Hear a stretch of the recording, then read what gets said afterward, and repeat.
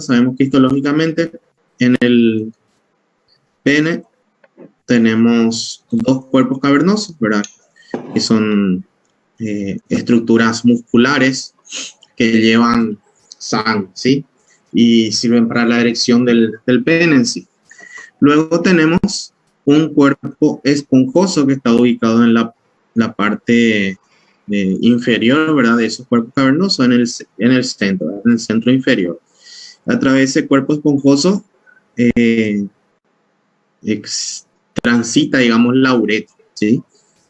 Aquí vemos el epitelio en la uretra. Vemos la uretra con el cuerpo esponjoso. Todo esto sería el cuerpo esponjoso. Y más arriba el cuerpo cavernoso. ¿Sí? Cuerpo cavernoso y cuerpo cavernoso.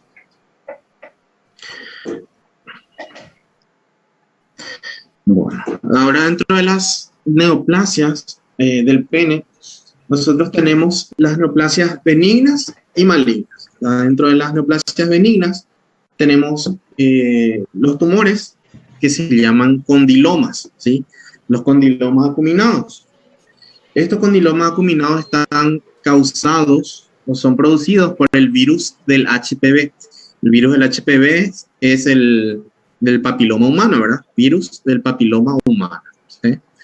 HPV. Nosotros sabemos que los virus se clasifican en varios tipos y a grandes rasgos se clasifican en HPV de bajo riesgo y de alto riesgo. ¿Riesgo de qué? Riesgo de producción o de evolución a carcinoma, ¿sí? Ya sea carcinoma de vulva, carcinoma de pene, carcinoma de cuello uterino, ¿sí? Entonces, virus del HPV de bajo riesgo y de alto riesgo. Los de alto riesgo, así como su nombre dice, ¿verdad? Tienen una mayor posibilidad de evolucionar al carcinoma. Y justamente son los que están asociados en un 100% prácticamente en los casos de cáncer de cuello uterino, ¿sí? Sin embargo, los que son HPV de bajo riesgo, o sea, bajo riesgo de evolucionar al cáncer de cuello uterino, cáncer de pene, cáncer de vulva, ¿verdad? Son los que producen las lesiones denominadas condilomas, ¿sí? Entonces, el condiloma está causado por el HPV, está relacionado a la verruga común, ¿verdad? La verruga común que podemos tener ya sea en la región genital, también en los dedos, ¿verdad? En la mucosa, mucosa oral, por ejemplo, ¿verdad? En cualquier parte del cuerpo se pueden tener las verrugas comunes, ¿verdad? Que están asociadas a los HPV de bajo riesgo. Entonces, estos condilomas suelen presentarse, ¿verdad? En superficies mucocutáneas, o sea, donde hay piel y mucosa húmedas, ¿sí? De los genitales. Eso implica en los hombres el pene, implica el prepucio, la región perianal, el ano, también todo lo que sea la región perineal, ¿verdad? El escroto, después la cavidad bucal, ¿sí? La lengua, la mucosa yugal, ¿sí? En toda esa superficie. En las mujeres lo mismo, ¿verdad? La cavidad oral, después en la vulva, vagina, cuello uterino, región perineal y perianal, ¿sí? Entonces, en todas las superficies mucocutáneas de los genitales y también de la cavidad oral se pueden desarrollar estos condilomas acuminados. Son de transmisión sexual, están relacionados, dijimos, a los HPV de bajo riesgo. Entre ellos los más comunes son el tipo 6 y 11. Los HPV de alto riesgo más comunes son el 16 y el 18. También tenemos el 31 y el 33, por ejemplo, que son los más comunes. Y después hay un montón de otros subtipos menos comunes, ¿sí? Y los de bajo riesgo más comunes son 6 y 11. Eso deben saber. Esta infección por HPV se puede demostrar mediante dos tipos de estudios, mediante inmunohistoquímica o mediante técnicas de hibridación del ADN, se llama hibridación in situ, ¿sí? Entonces se puede demostrar la presencia de HPV, o sea, del virus del papiloma humano en las células del epitelio. El condiloma acuminado en el pene se localiza en el surco válano-prepucial, que sería la zona de transición entre el glande y el prepucio. También puede estar localizado en la cara interna del prepucio, ¿sí? El prepucio sería la piel con mucosa, ¿verdad?, que recubre al glande, o en el perineo, ¿sí?, en la región perineal. Son excrescencias rojas, eso quiere decir que son protrusiones, ¿verdad? Cuando nosotros decimos protrusión, nos referimos a que si, por ejemplo, esto es la piel, entonces tenemos una pequeña lesión aquí que se sobreeleva. Esto es una protrusión, ¿sí? Algo que se sobreeleva. Entonces son esas sobreelevaciones, ¿verdad?, de un color rojizo, de tamaños variables, que pueden ir de 1 milímetro a más milímetros, ¿verdad? 1, 2, 3, 4, 5, 6 milímetros, hasta inclusive varios centímetros. Estas lesiones pueden ser únicas o pueden ser múltiples, ¿sí? Eso macroscópicamente. Ahora, si nosotros miramos al microscopio, podemos ver varias alteraciones histológicas en esas lesiones. Podemos ver acantosis, por ejemplo. La acantosis son formaciones, ¿verdad?, como digitiformes. Nosotros, por ejemplo, podemos tener esta mucosa, aquí el epitelio, ¿verdad? Esto sería el epitelio, aquí le voy a poner el epitelio, y aquí sería la submucosa o la dermis en la piel, ¿sí? Vamos a poner aquí, submucosa, y esto, el epitelio, sería la mucosa. La acantosis es cuando se forman así pequeñas, como pequeñas papilas que se van extendiendo en profundidad, ¿sí? No hablamos de una lesión infiltrativa ni nada de eso, porque estamos hablando de lesión benigna, ¿sí?, de neoplasia benigna, pero se forman estas digitaciones. Las papilomatosis son proliferaciones en forma de papilas, ¿sí? Entonces nosotros vamos a poder observar macroscópicamente, por ejemplo, ¿se acuerdan de los adenomas vellosos? Los adenomas vellosos eran así, ¿verdad? Y tenían pequeñas papilas en su superficie, ¿sí?, aquí en la superficie. Entonces, esta papilomatosis también se puede observar macroscópicamente así, de esta forma, en la superficie, o se puede observar microscópicamente, ¿verdad?, como pequeñas proyecciones en forma de dedos. Y también coilocitosis. ¿Qué es la coilocitosis? La coilocitosis, cambios coilocíticos, son los cambios que se observan a nivel de las células del epitelio, las epiteliales, a raíz de la infección por el HPV, ¿sí? El HPV, al infectar las células, en este caso escamosas, de la mucosa o del epitelio, producen ciertos cambios que se pueden observar histológicamente. Por ejemplo, producen una vacuolización. Vamos a ver que las células escamosas van a estar así, van a tener su núcleo aquí, y aquí alrededor va a tener lo que se llama un halo claro, ¿sí?, un halo perinuclear. Entonces vamos a ver que aquí se forma algo circular que rodea el núcleo, que es más claro, ¿sí?, una región clara, acá como un anillo claro. Entonces eso es uno de los cambios. Después también se pueden ver binucleaciones. Vamos a tener así las células y vamos a tener dos núcleos, ¿sí?, binucleaciones. Eso también entran dentro de los cambios coilocíticos. También vamos a tener aumento, ¿verdad?, del tamaño nuclear. Podemos tener hipercromasia de los núcleos. También vamos a poder observar, por ejemplo, que en la coilocitosis vamos a tener los núcleos así arrugaditos y dispuestos aquí en la periferia, ¿sí?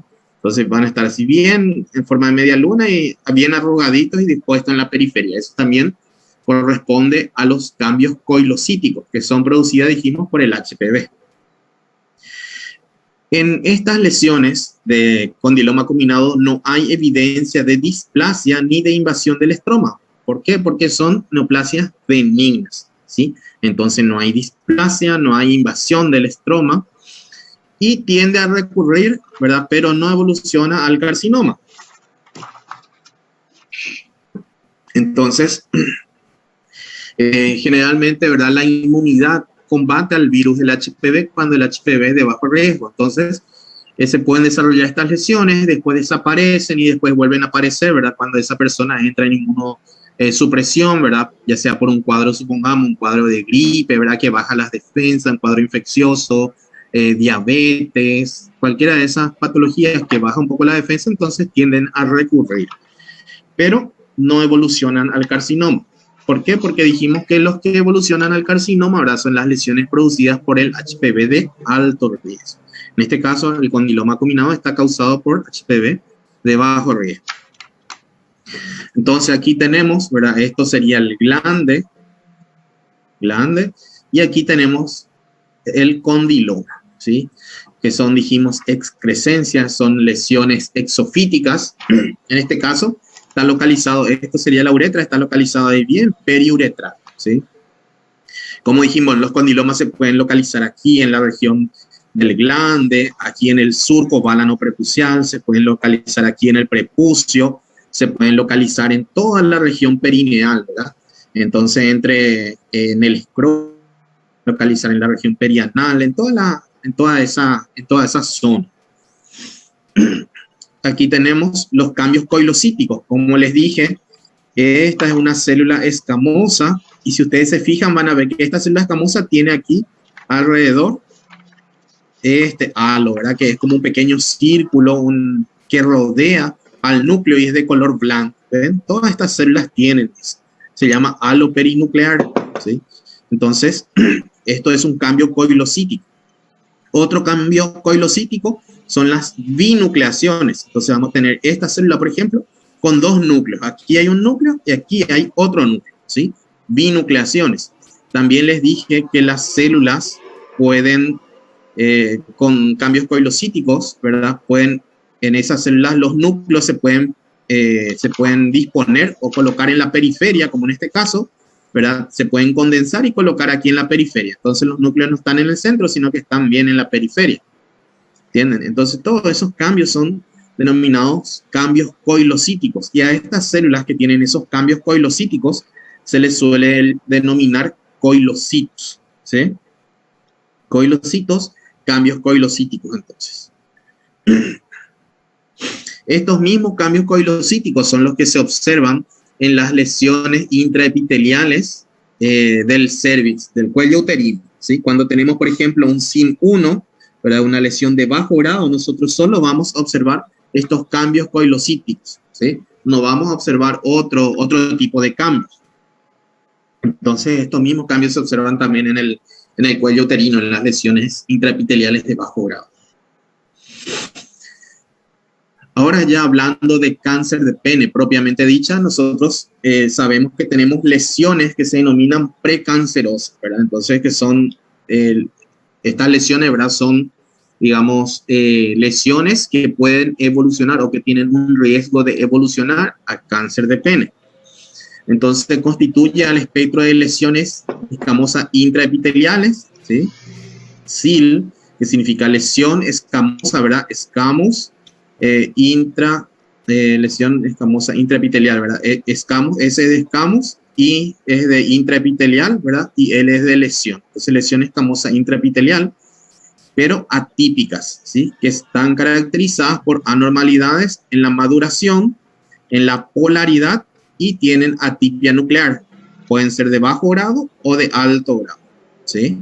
Estas lesiones, entonces, pueden ser lesiones de bajo grado o pueden ser lesiones de alto grado, ¿sí?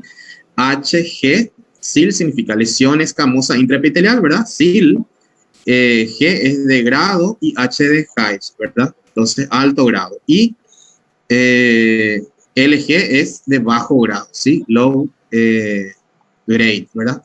Bajo grado, lesión escamosa intraepitelial, ¿ok? Entonces, frecuentemente estas lesiones se asocian a carcinoma epidermoide. Carcinoma epidermoide es un término antiguo, ¿verdad? Que en muchos libros se le da al carcinoma escamoso, ¿sí? Entonces, escamoso. Carcinoma epidermoide es el carcinoma escamoso. Y también, cuando nos referimos a la piel, ¿verdad? En otro tema, a la piel, van a ver ustedes que al carcinoma escamoso también se le denomina carcinoma espinocelular, ¿sí? También son términos viejos, ¿verdad? Que ya ahora entraron en desuso, espinocelular, ¿Ok? Esto se da en la piel, ¿sí? Y epidermoide se suele dar tanto en piel como en otros órganos, ¿sí? Y ambos corresponden al carcinoma escamoso, entonces, que deriva del epitelio escamoso. Entonces, frecuentemente se asocian a un carcinoma de tipo escamoso e invasivo adyacente, ¿sí? Estas lesiones precancerosas, que pueden ser de varios tipos. Nosotros aquí, por ejemplo, tenemos una mucosa escamosa, ¿verdad? Donde vemos que esto tiene un poquito de queratina aquí. La superficie tenemos un poquito de queratina. Y a partir de estas zonas más o menos empieza una mayor queratinización. Si se fijan, la queratina se vuelve más gruesa. Esta zona de queratina se vuelve más gruesa. Y también tenemos aquí el epitelio, ¿sí? El epitelio que viene normal, pero a partir de aquí empiezan estas digitaciones hacia invadir en el fondo, ¿sí? Estas no son todavía lesiones infiltrantes, ¿sí?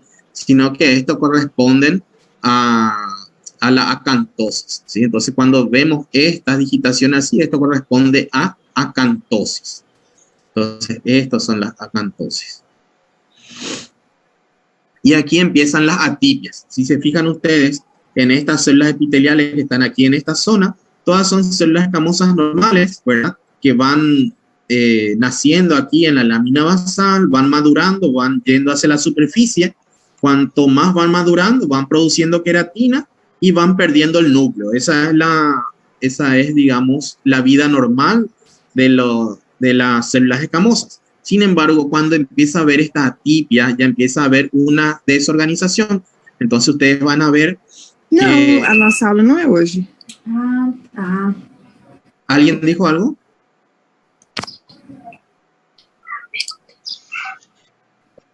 Bueno, le estaba diciendo que cuando empezamos a tener atipia, empiezan a haber esa pérdida de la maduración normal de estas células escamosas. Entonces vamos a ver que aquí en las zonas más superficiales, ¿verdad? Donde las células ya deberían de perder su núcleo, aún conservan el núcleo, ¿sí? Eso se llama paraqueratosis. Y después también vamos a ver que, como les dije yo, normalmente las células escamosas, cuanto más en la superficie están, empiezan a producir queratina, ¿sí? Sin embargo, nosotros vamos a ver que aquí en capas más profundas aparecen células escamosas con queratina, ¿sí? Tem como usar ponteiro que seja mais fácil de mirar e enxergar? Eu não estou conseguindo ver o teu ponteiro, só quando faz algum... creo que puedo utilizar el puntero láser. ¿Ahí ven? Sí, mejor. Sí, solo que con el puntero láser no voy a poder marcarles, ¿verdad? Pero si prefieren esto, no hay problema.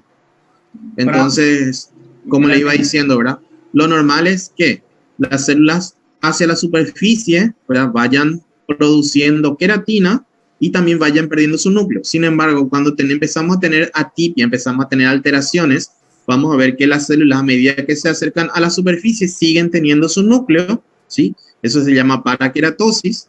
Y también vamos a ver que las células profundas, que todavía no deberían de estar produciendo queratina, ya van a tener queratina en su interior. Eso se llaman queratinocitos, ¿sí? Entonces, esas alteraciones nos dan un parámetro de que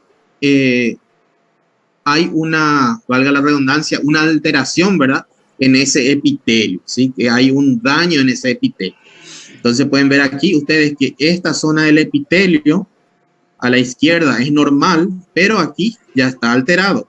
Hay acantosis, hay esta formación de papilas y también, si se fijan, van a ver que las células van teniendo todavía el núcleo, van conservando el núcleo a pesar de ya estar en la superficie prácticamente del epitelio, ¿sí? Então, esse processo de acantose é um processo maligno? No es precisamente maligno. La acantosis es un daño, ¿verdad?, en el epitelio. Puede ser metabólico, por ejemplo, ¿verdad? En las personas, por ejemplo, con obesidad o con diabetes, ¿verdad? Mas está invadindo, ¿no? No, eso es lo que yo dije. Cuando expliqué acantosis, yo dije que esto no es una invasión al estroma, ¿sí? Son simplemente proyecciones del epitelio. Ah, sí. Y no, esto no está invadiendo. Sí, sí. Entonces, como dije, la acantosis no siempre se ve en las lesiones malignas, ¿verdad? La acantosis se puede ver en trastornos, por ejemplo, hormonales o diabetes, sobrepeso, hipertensión, sobrepeso, intolerancia a la glucosa. Entonces, en esas personas ya se puede observar acantosis. ¿Sí? Un momentito, voy a enchufar mi computadora.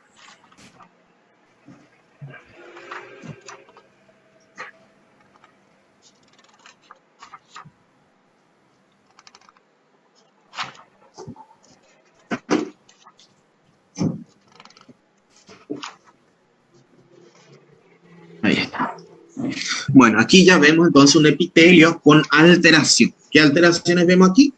Nosotros vemos, ¿verdad?, que estos núcleos son grandes, ¿ven? El núcleo comparado con el tamaño de la célula es grande, ¿sí? Son núcleos grandes que no van madurando. ¿Por qué decimos que no van madurando? Porque fíjense aquí en la superficie todavía tenemos estos núcleos grandes, ¿sí? Cosa que ya normalmente no debería ser así. Aquí prácticamente ya deberían de estar las células escamosas sin núcleo, ¿sí? Entonces vemos que aún conservan su núcleo, ¿sí? También vemos esta célula, por ejemplo, que aparentemente tiene más de un núcleo. ¿Se acuerdan de las binucleaciones? Entonces probablemente esta célula sea binucleada, ¿sí? Después, estas células, fíjense cómo tienen un halo perinuclear, ¿sí? Entonces, estos son cambios coilocíticos, ¿sí? Esta célula tiene cambios coilocíticos, también esta célula, también está aquí, también está aquí, esta también. Después, todas estas células que están aquí, que tienen este halo alrededor del núcleo, este anillo blanco, digamos, tienen alteraciones coilocíticas, ¿sí? Entonces, todas estas células están alteradas por el HPV. Ahora, nosotros para que hagamos una diferencia entre una lesión de bajo grado y alto grado, en el caso del cuello uterino, debemos tener en cuenta otros parámetros, ¿sí? Se debe medir, por ejemplo, si nosotros tomamos el espesor desde aquí, la superficie, hasta la lámina basal, se debe de medir esto, ¿verdad? Y si esta alteración, ¿verdad?, con los núcleos grandes solo llega hasta el 2/3, entonces corresponde a un SIN2. Si esta alteración llega hasta la superficie, hasta aquí, entonces corresponde a un SIN3. Entonces vamos a ver todas estas células que van llegando así verticalmente hasta aquí. Eso corresponde a un SIN3. Después, si a eso le agregamos una citosis, ¿sí?, una que otra figura mitótica que no esté aquí en la parte basal de la lámina basal, entonces allí ya tenemos un carcinoma in situ, ¿sí? Si esto aquí tiene nidos que van infiltrando en las submucosas que sobrepasan la lámina propia, entonces, la lámina basal, entonces eso corresponde a un carcinoma infiltrante. O sea, hay otros criterios, ¿sí? Eso no vamos a tocar ahora en esto de pene. Lo único que me interesa, ¿verdad?, es que ustedes vean que esto no corresponde a una mucosa normal, ¿sí? Ahora, la enfermedad de Bowen y la eritroplasia de Kheirat, ¿verdad?, son dos entidades que son similares, ¿verdad? La enfermedad de Bowen se aplica al glande, ¿verdad?, al carcinoma in situ, localizado en la eritroplasia de Kheirat, ¿verdad? La eritroplasia de Kheirat se aplica al carcinoma in situ, ¿verdad?, en el glande. La enfermedad de Bowen se aplica, ¿verdad?, al carcinoma in situ en el cuerpo del pene, ¿sí? Entonces son más o menos similares, lo único que varía es la zona, ¿sí? Pero vamos a describirles juntos. Entonces, ambas entidades, tanto la enfermedad de Bowen como la eritroplasia de Kheirat, ¿verdad?, representan un CIS, significa carcinoma in situ, ¿sí? Carcinoma in situ epidermoide, o sea que un carcinoma in situ escamoso, ¿sí? Usualmente se dan en individuos mayores, personas adultas mayores, y se asocian, como son in situ, ¿verdad?, se asocian a un carcinoma invasivo en un 5%, ¿sí? Es bastante bajo. Entonces, cuando nosotros hablamos de estas dos patologías, generalmente hablamos solo de un carcinoma in situ, ¿sí? En un muy bajo porcentaje están asociados a un carcinoma infiltrante también. El 5 a 10% progresan a carcinoma invasor. Eso quiere decir que entre 1 y 2 personas de cada 20 van a progresar a un carcinoma infiltrante, ¿sí? La diferencia entre una y otra, ¿verdad? Resultan de las variaciones anatómicas, así como les dije, la eritroplasia de Keirat, ¿verdad? Es cuando se localiza en el glande, y la enfermedad de Bowen es cuando se localiza en la piel del cuerpo del pene, ¿sí? Deben ser consideradas una sola entidad en cuanto al pronóstico y el tratamiento, ¿sí? Lo único que varía es la localización. Entonces, nosotros vamos a describir esto como una misma patología. Vemos aquí, esto sería el cuerpo del pene, esto sería el prepucio, ¿sí? Aquí el surco válano prepucial, esto es el glande, y vemos que en la zona del glande se observa esta lesión, aquí estos serían los límites, ¿verdad? Y aquí estaría la lesión, ¿sí? Vemos que esta zona tiene un aspecto más ulcerado, ¿sí? No tiene la misma coloración que aquí la mucosa normal, ¿verdad? Sino que esto está un poquito más blanco, tiene un aspecto ulcerado, que no se nota muy bien porque la foto es de blanco y negro. Pero ya vemos que esta zona es diferente, ¿sí? Entonces, ¿esto qué sería? ¿Enfermedad de Bowen o eritroplasia de Keirat? Y Keirat. Keirat, muy bien. Histológicamente, ¿qué se observa? Se observa una alteración de todo el espesor del epitelio, ¿verdad? Siempre que nosotros hablamos de un carcinoma in situ, hablamos de una alteración que afecta a todo el epitelio, ¿sí? A todo el espesor del epitelio, pero que no infiltra, que no se extiende más allá de la lámina propia, ¿sí? O de la lámina basal. Entonces, una alteración, ¿verdad? De todo el espesor del epitelio, donde nosotros tenemos las características de atipia, ¿verdad? De un carcinoma. ¿Cuáles son? Núcleos hipercromáticos, ¿verdad? Núcleos agrandados, células multinucleadas, entonces células, ¿verdad? Con más de un núcleo. También tenemos disqueratosis, tenemos vacuolización, ¿sí? Tenemos acantosis. La vacuolización era el halo, ese perinuclear que podíamos observar alrededor del núcleo de las células afectadas. Tenemos acantosis y tenemos paraqueratosis, ¿sí? Podemos observar también numerosas mitosis típicas y mitosis atípicas. Se puede acompañar de inflamación crónica, proliferación vascular, en todo el estroma, ¿verdad? Que está subyacente, o sea, en el estroma que está por debajo, en este estroma, y que está por debajo del epitelio, ¿sí? Aquí podemos ver inflamación, podemos ver mayor vascularización, ¿sí? Neovascularización inclusive, pero esta lesión, ¿verdad? El carcinoma in situ se localiza aquí, en todo el espesor del epitelio, pero solo hasta aquí, no sobrepasa la lámina basal. Entonces, cuando hablamos de carcinoma in situ, nosotros vamos a hablar de esto, ¿sí? Esta es la parte más superficial, ¿verdad? Aquí vemos cómo se observan núcleos hipercromáticos. Estos tienen núcleos hipercromáticos, fíjense, mucho más negro, mucho más oscuro. Aquí hay una mitosis, esta es una mitosis, esta otra mitosis. Aquí se observa otra mitosis, aquí otra mitosis, ¿sí? Se observan numerosas mitosis. Después también, aquí también hay una mitosis. Después podemos ver el halo perinuclear. Por ejemplo, el halo perinuclear se va a observar. A ver. Aquí otra mitosis. Aquí esto, por ahí podría ser un halo perinuclear, en donde están los núcleos y alrededor hay como un pequeño anillo de color claro, ¿verdad? Más blanquecino, claro. Eso corresponde al halo perinuclear. Entonces, todas estas alteraciones corresponden a la atipia, ¿verdad? Ya del carcinoma in situ. Como yo les dije, fíjense cómo las alteraciones en estas células se dan en todo el espesor, en todo este espesor del epitelio, y a ellos se les suman estas mitosis, ¿sí? Cuando ya tenemos así varias mitosis a diferentes niveles, entonces ya tenemos un carcinoma in situ. La papulosis bowenoide, ¿verdad? Son lesiones que están asociadas al HPV, o sea, al virus del papiloma humano, en un 80%, ¿verdad? Y aparecen en varones jóvenes, ¿verdad? Alrededor de los 30 años. Entonces, adultos jóvenes, como múltiples pápulas, ¿verdad? Las pápulas son lesiones, pequeñas lesiones sobreelevadas de pocos milímetros de tamaño, de un color violáceo, rojizo, en la piel ya sea del pene, del escroto, puede ser en el glande, en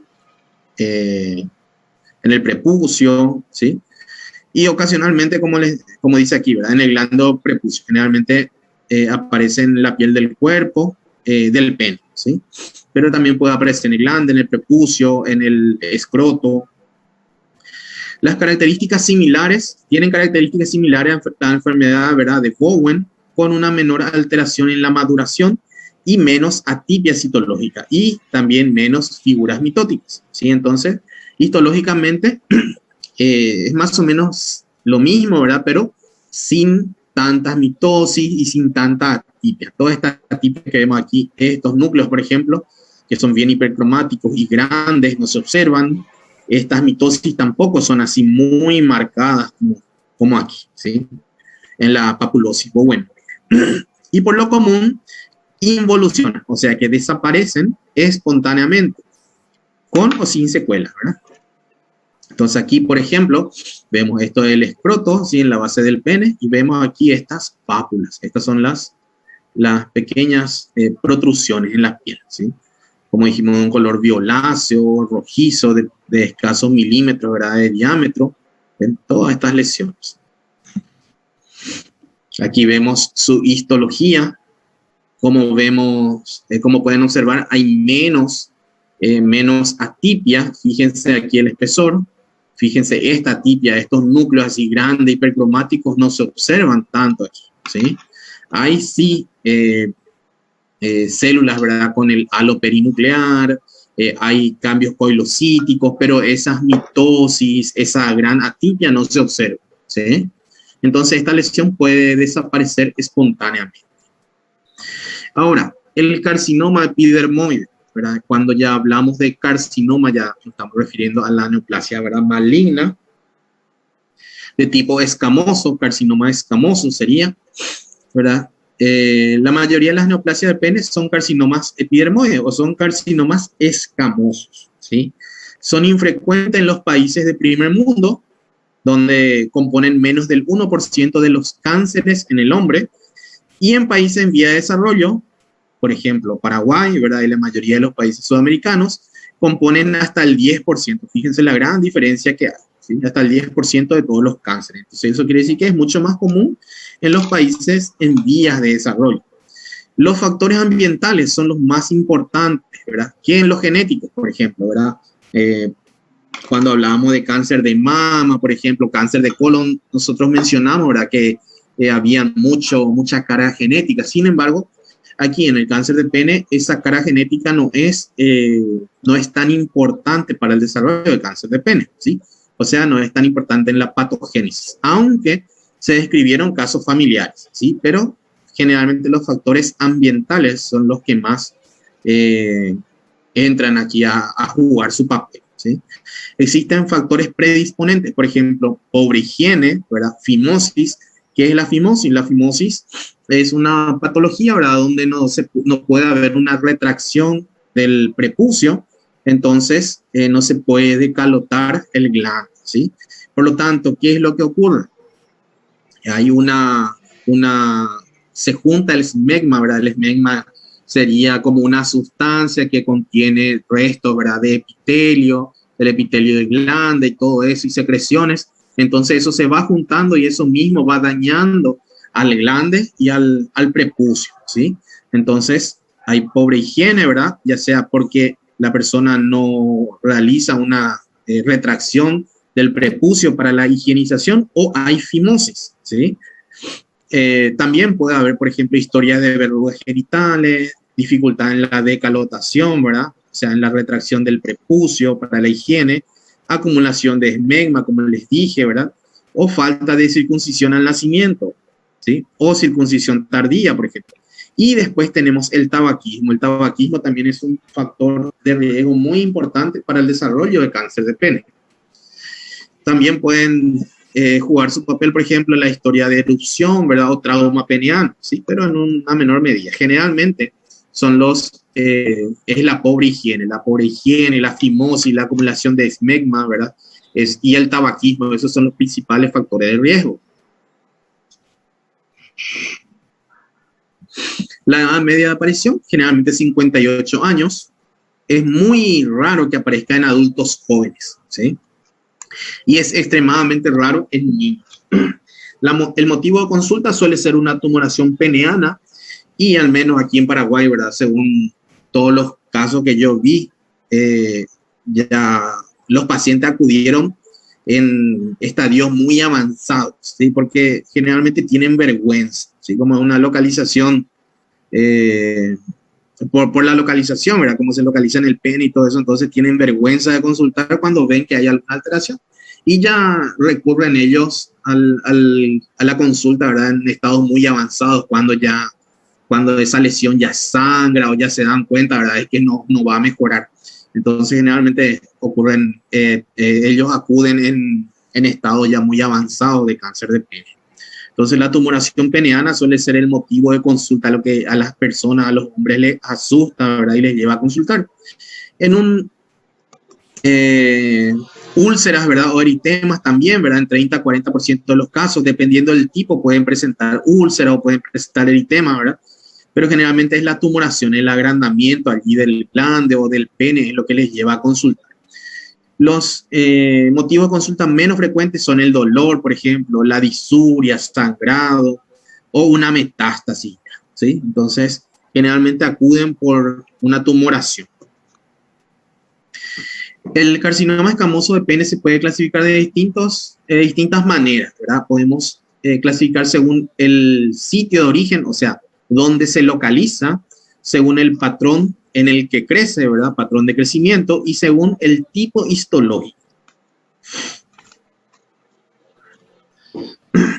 Entonces, según el sitio de origen o dónde están localizados, podemos clasificar en los tumores o carcinoma de pene que se localizan en el glande, en la mucosa del prepucio, en el surco balano-prepucial o en la piel del prepucio y el cuerpo, que son muy raros, ¿sí? Generalmente se localizan en el glande, en la mucosa del prepucio o en el surco balano-prepucial. Y entre todos ellos, la localización más común es glande, ¿sí? Lo deben saber porque puede ser pregunta de examen. Ómico, ¿verdad? Es lo que es el pene. Vemos aquí, esto es el prepucio, ¿sí? La piel del prepucio. Aquí la mucosa del prepucio, el surco balano-prepucial.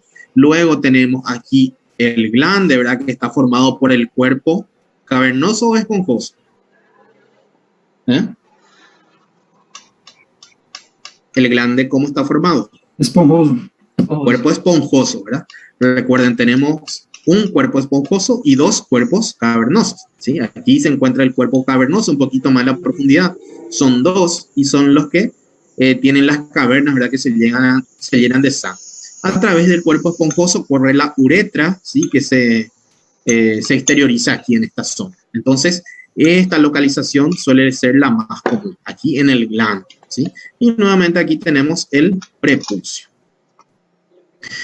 Según el patrón de crecimiento, pueden ser de diseminación superficial o extensivo o superficial, ¿sí?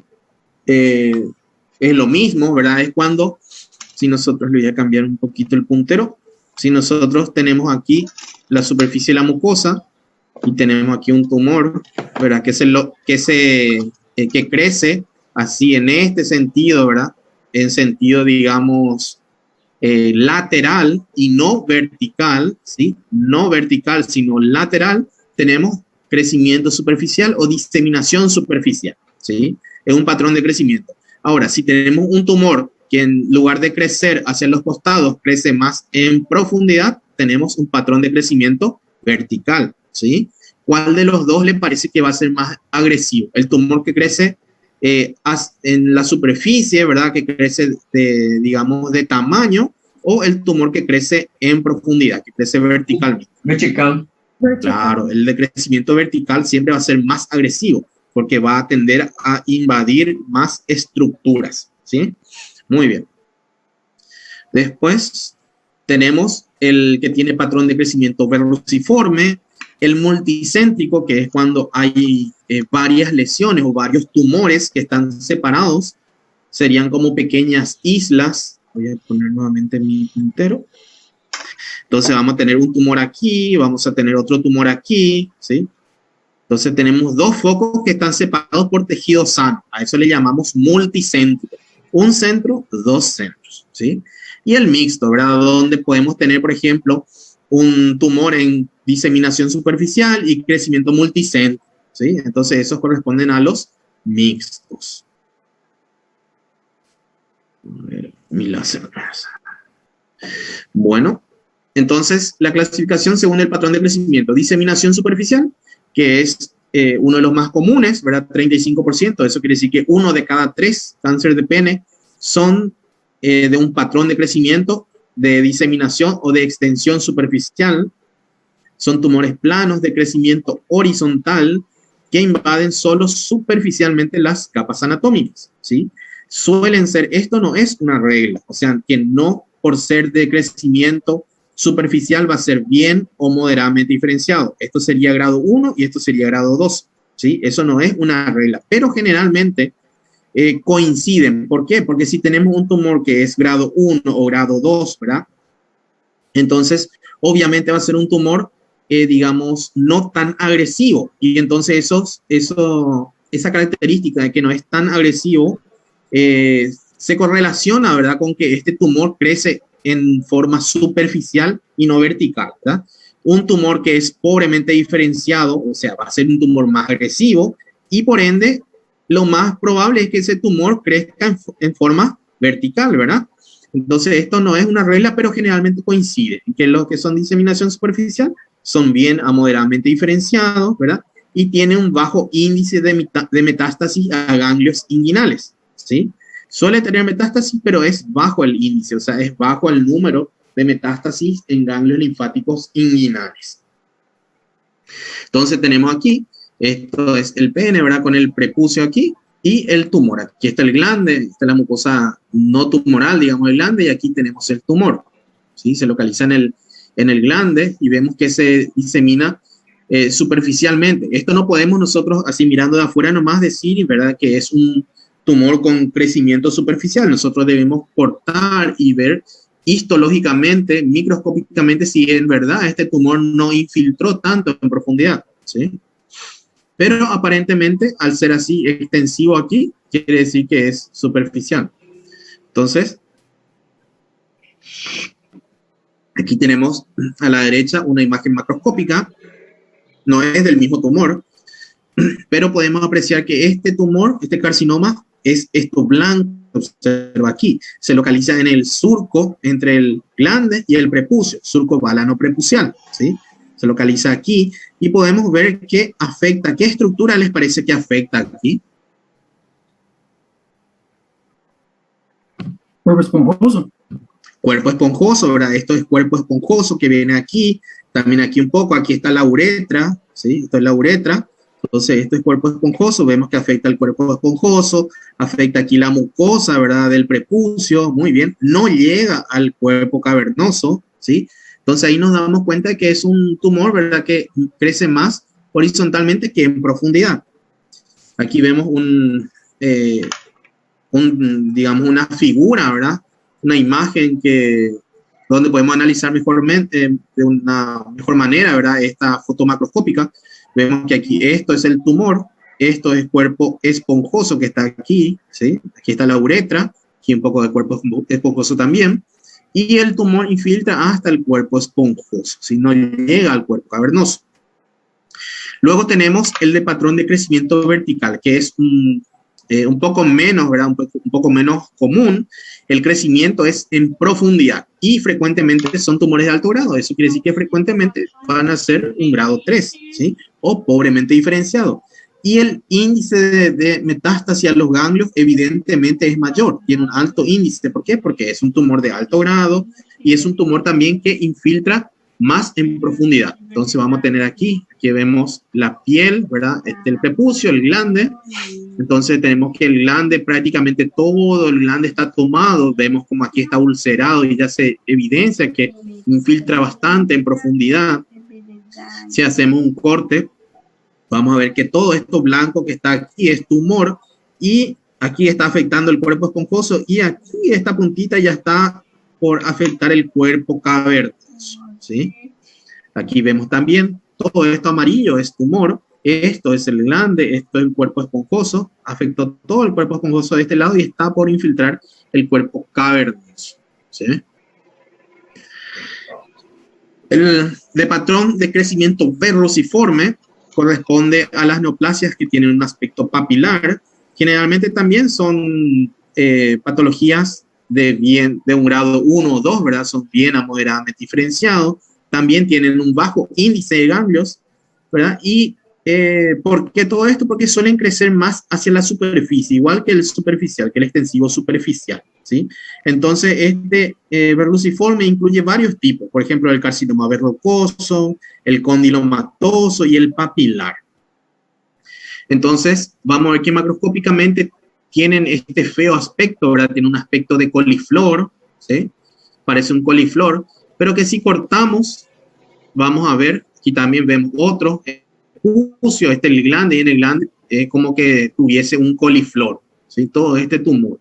Parece muy, generalmente son tumores grandes, ¿verdad? Muy voluminosos, que nos dan la impresión, ¿verdad? De que infiltraron todo, de que destruyeron todo allí, pero si cortamos vamos a darnos cuenta, ¿verdad? De que lo que hacen es crecer en superficie, ¿ven?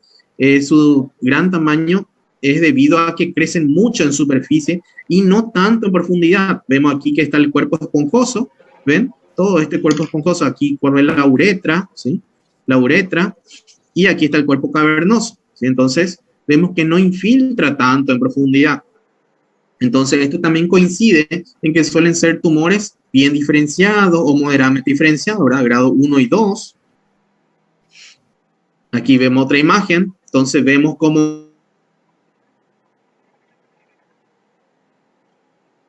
¿sí? Entonces, por eso suelen tener este aspecto así de gran tumoración y un aspecto muy, muy feo, digamos, ¿sí?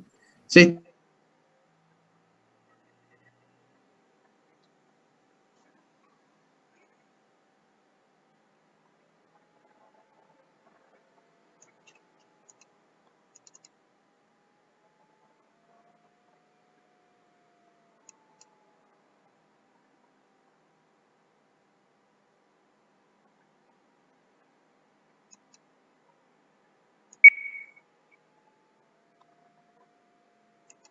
Multicéntrico, como les dije, el multicéntrico es cuando vemos dos o más neoplasias primarias independientes, ¿verdad? Entonces vamos a ver un tumor aquí, después vamos a ver tejido sano, vamos a ver otro foco de tumor aquí, ¿sí?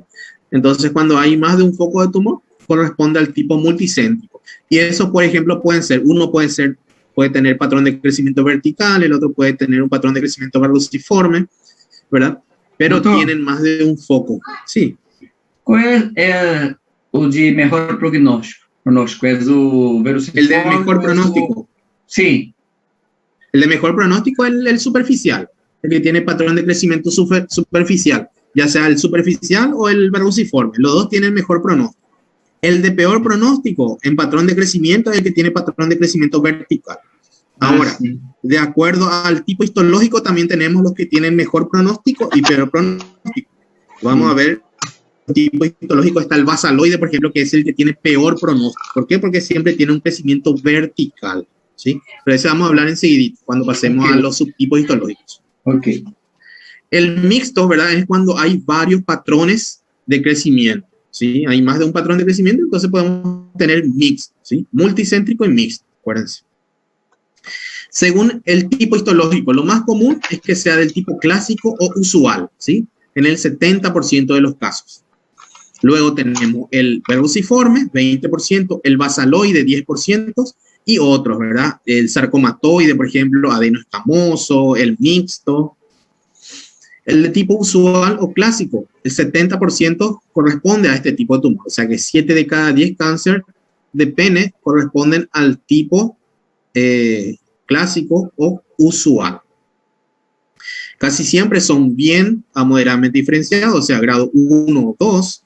Son tumores que generalmente tienen queratina o producen queratina, por lo tanto son carcinomas escamosos queratinizantes. Recuerden, esto no es una regla, ¿sí? Pero suelen tener estas características, ¿sí? No es una regla. Y frecuentemente están asociados a un carcinoma in situ.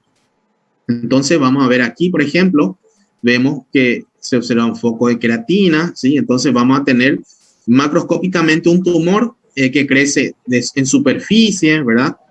O que está creciendo verticalmente, pero histológicamente vamos a ver que forman estos nidos de células tumorales escamosas con presencia de queratina, ¿sí? Estos son los de tipo usual. Aquí vemos las mitosis, una mitosis, después, no sé, ven otra mitosis. Aquí vemos como esta es la célula tumoral, aquí vemos el núcleo y adentro vemos los nucleolos. ¿Ven? Tiene núcleos prominentes, aquí hay núcleo hipercromático, aquí hay también nucleolos, estos son nucleolos, núcleo hipercromático, ¿sí? Esto es espongiosis, ¿sí?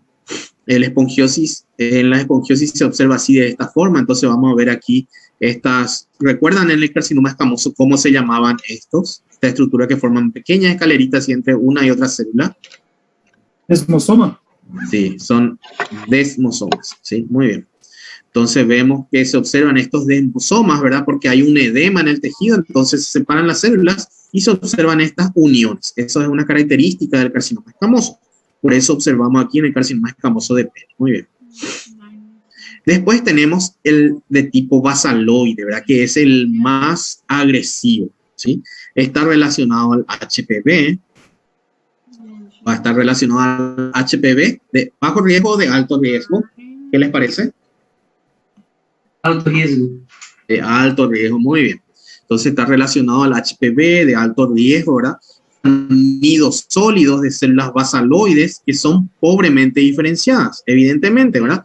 Cuando un tumor es más pobremente diferenciado, suele ser más agresivo.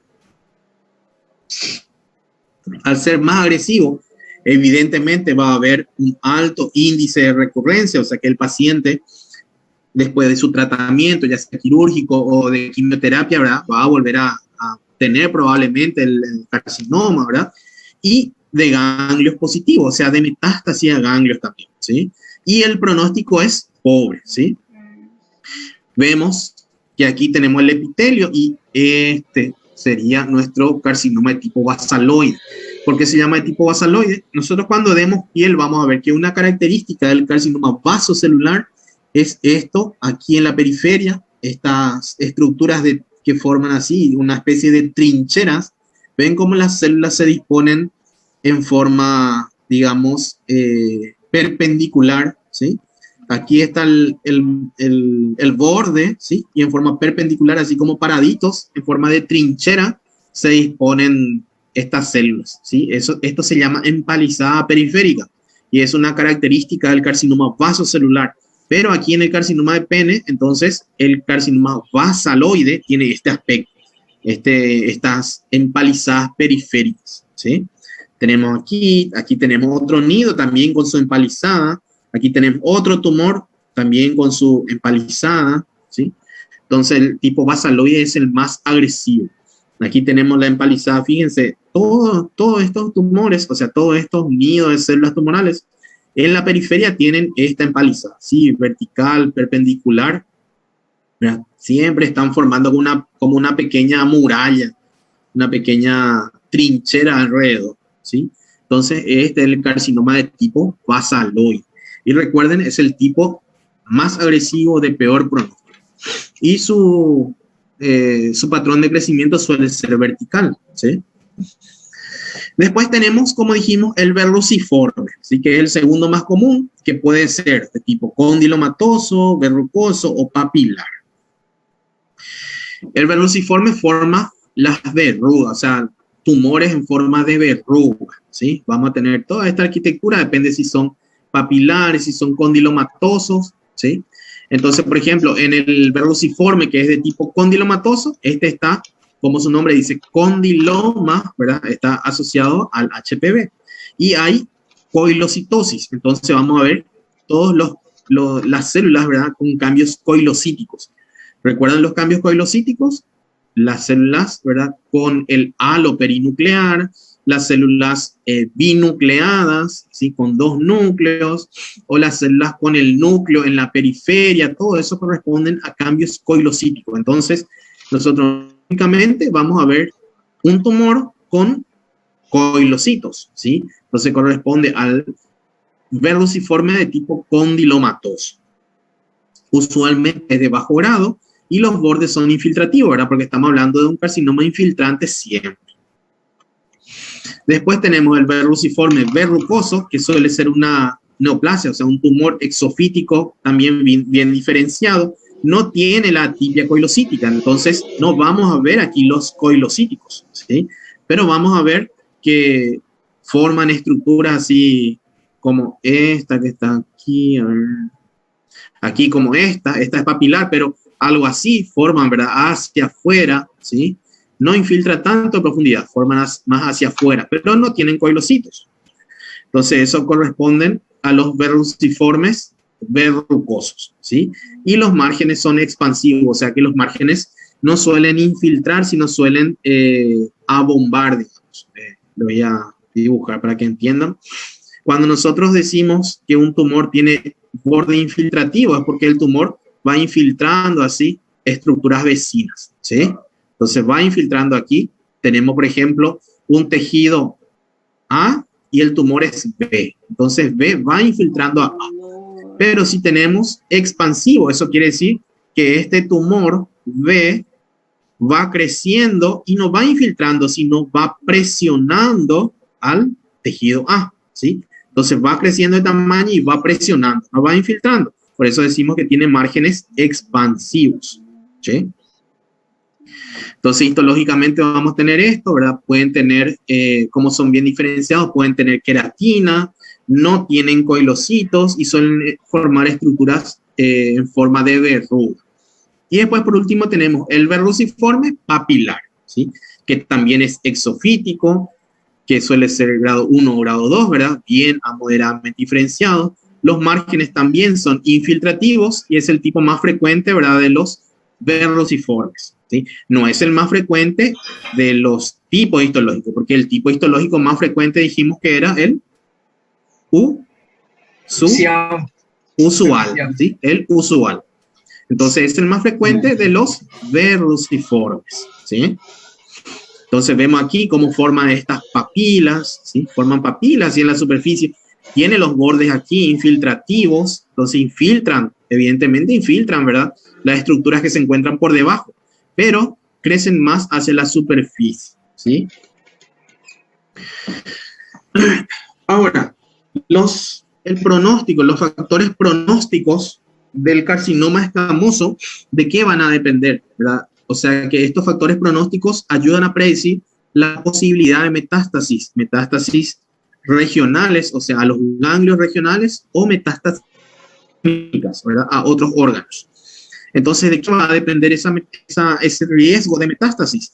Del tamaño del tumor primario. Cuanto más grande es el tumor, más posibilidad, ¿verdad? Va a tener un peor pronóstico y también va a existir una mayor posibilidad de metástasis, excepto los verruciformes, porque como yo les dije, los verruciformes suelen ser grandes, ¿verdad? Tienen un aspecto de coliflor, pero eso es porque proliferan hacia afuera, hacia la superficie, ¿sí? Entonces, en ese caso, en el caso de que se trate de verruciformes, allí no tenemos en cuenta el tamaño.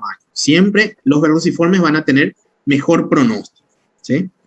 Según el sitio del tumor primario, por ejemplo, si se localiza en el glande, ¿verdad? Siempre va a tener peor pronóstico porque puede infiltrar la uretra, puede infiltrar el cuerpo cavernoso. Sin embargo, si se localiza en el prepucio, en el surco coronario, va a tener mejor pronóstico. Según el tipo de patrón de crecimiento, los verruciformes tienen mejor pronóstico, la diseminación superficial también, y los de crecimiento vertical, evidentemente, van a tener peor pronóstico. ¿Por qué? Porque son los tumores que crecen en profundidad. El subtipo histológico, dijimos que el verrucoso, ¿verdad? Junto con el clásico o usual, son los que tienen mejor pronóstico. Después, el basaloide es el que tiene peor pronóstico, y sin embargo, si aparece el sarcomatoide, que es muy poco común, ¿verdad? Sarcomatoide le llamamos cuando es tan indiferenciado el tumor y empiezan a aparecer células del tipo células gigantes. Entonces, esos son los sarcomatoides. Entonces, Segunda localização é na glande? Sí, en el glande y en el surco. Esos son los que tienen peor pronóstico. Ah, tá. Os dois são iguais, então, em termos de pior prognóstico. Y el sarcomatoide, ¿verdad?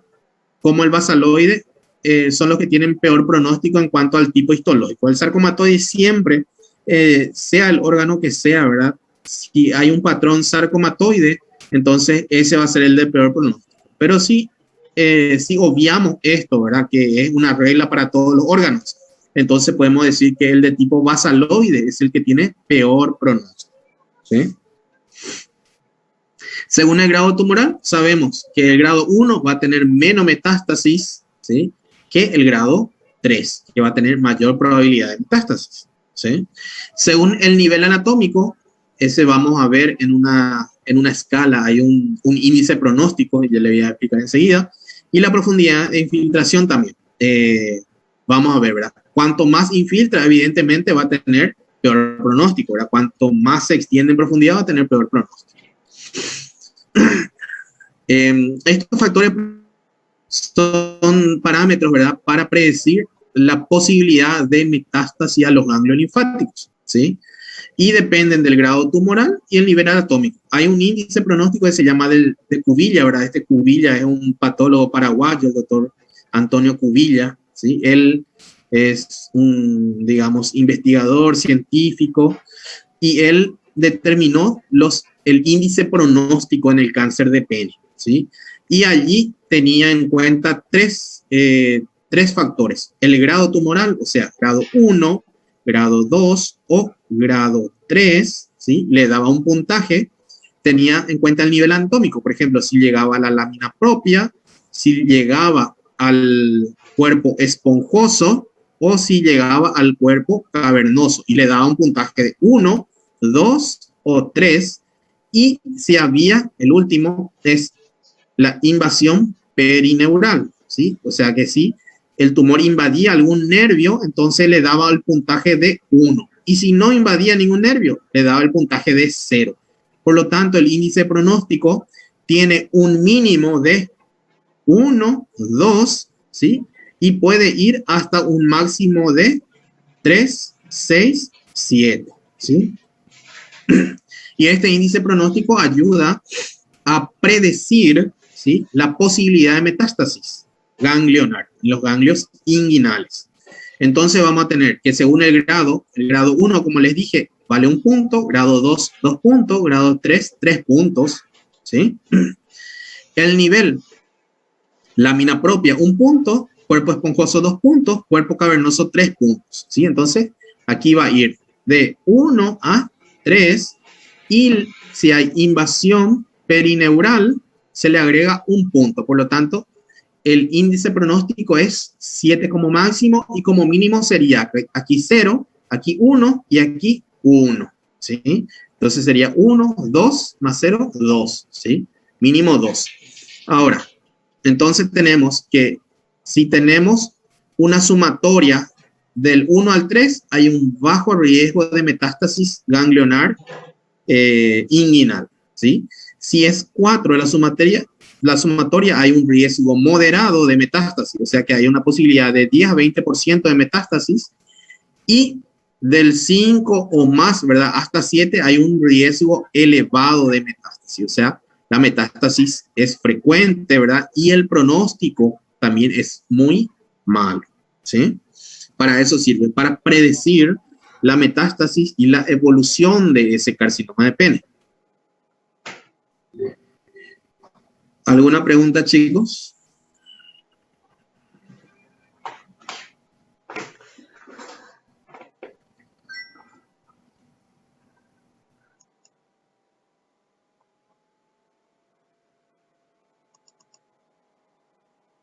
¿Están por allí? Ok, profesor, nenhuma pergunta. Ok.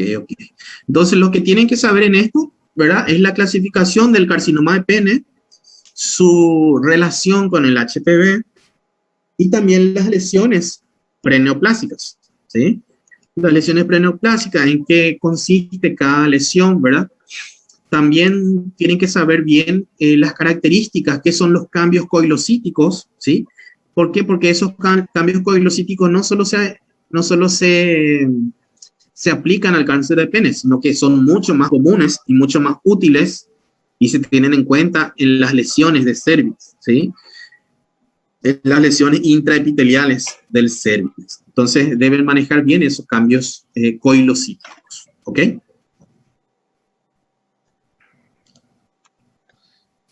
Bueno, entonces si no tienen más